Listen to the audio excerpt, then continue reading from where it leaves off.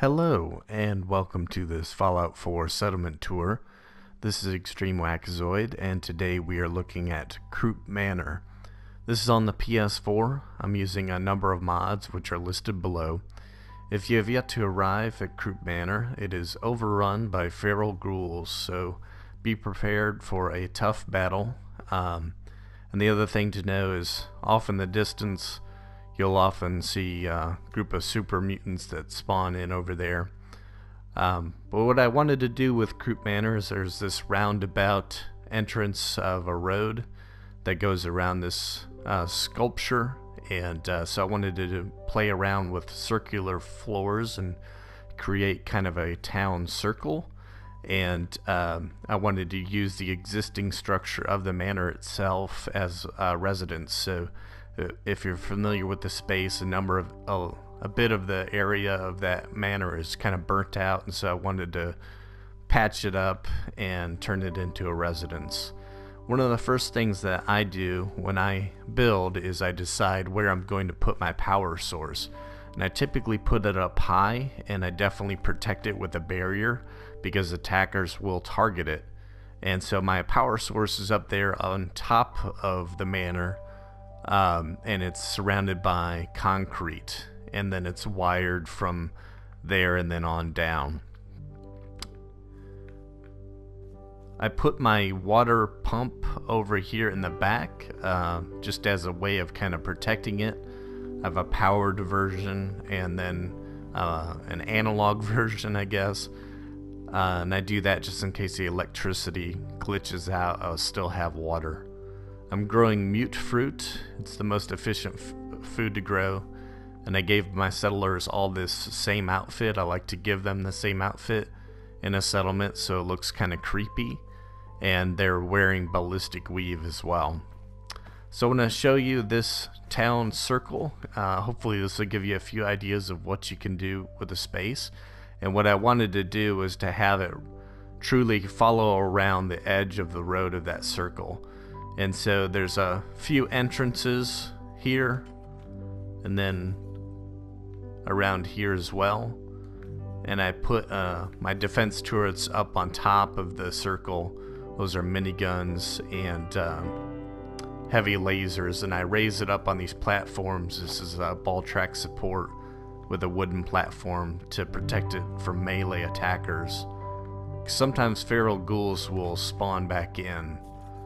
And so it's a gated off entrance, and I'll show you what I have inside. It's basically my vendor stands, and so I typically have about 8 settlers. It's the most efficient. It seems most realistic. And so it's 4 vendors, a couple farmers, and a provisioner. And so I'll show you what the vendor stands look like. So this is my clinic vendor. I like to use these tier 3 vendor stands and place items in the shelves themselves so it looks like they're actually selling something. And then there's this gurney, and so the circular floors you can kind of see, and then the ceilings go around to match up with it. And so a lot of these it's a bunch of different materials being used. Metal and wood. I like it to look really junky, so it looks like the settlers really did just go a bunch of scrap and build with it. With my clinic vendor, I like to give them these lab coats so it looks like they're a real doctor, and I like to use these ceiling fan lightings to keep it cool.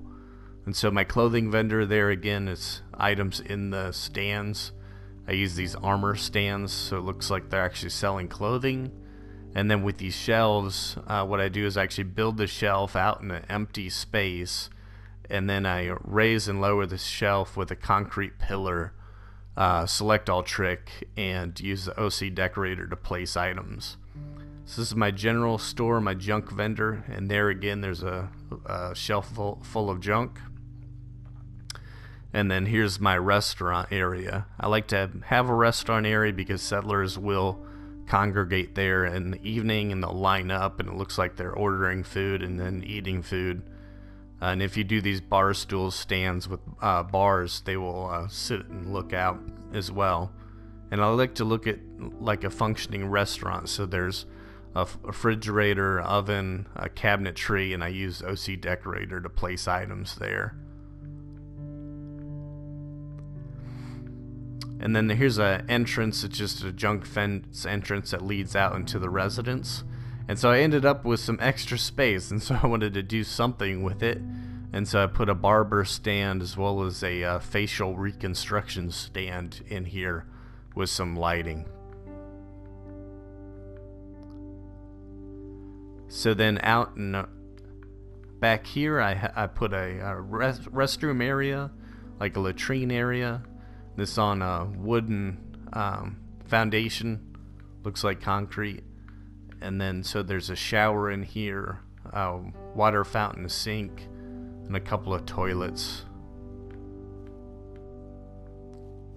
And so I'll show you the actual residence, and again what I wanted to do is patch it up and just make the most efficient use out of it. So for instance, this is a wall that is burnt out, and so I patched it up. These are warehouse walls which kind of fit pretty close to the walls themselves. And of course you can see the floor from underneath of what it looks like. That's all burnt out. I think there's a hanging ghoul from there as well. And so my settlers, I just give them a bed and some shelving.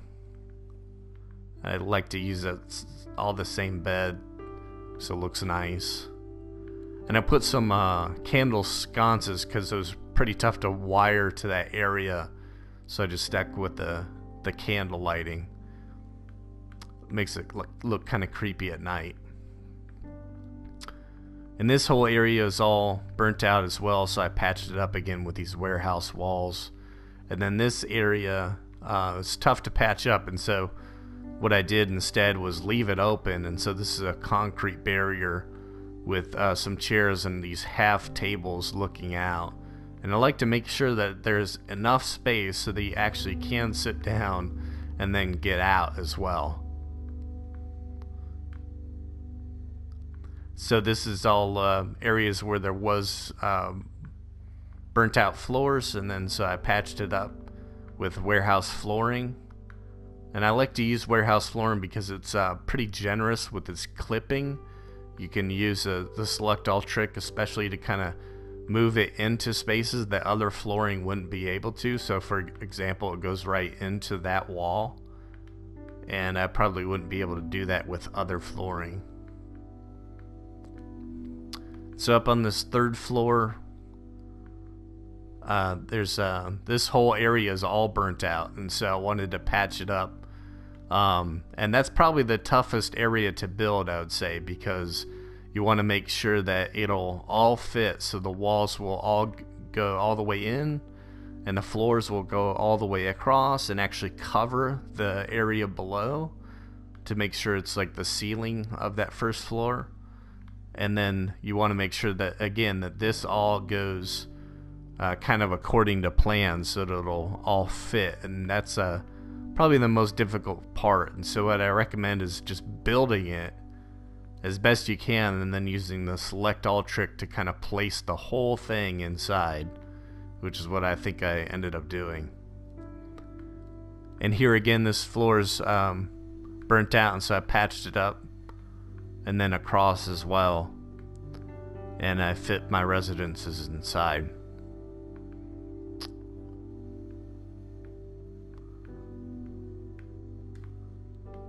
So hopefully this will give you a few ideas of what you can do with the space. If you like what you see, hit like, and you can subscribe to the channel as well. Thank you.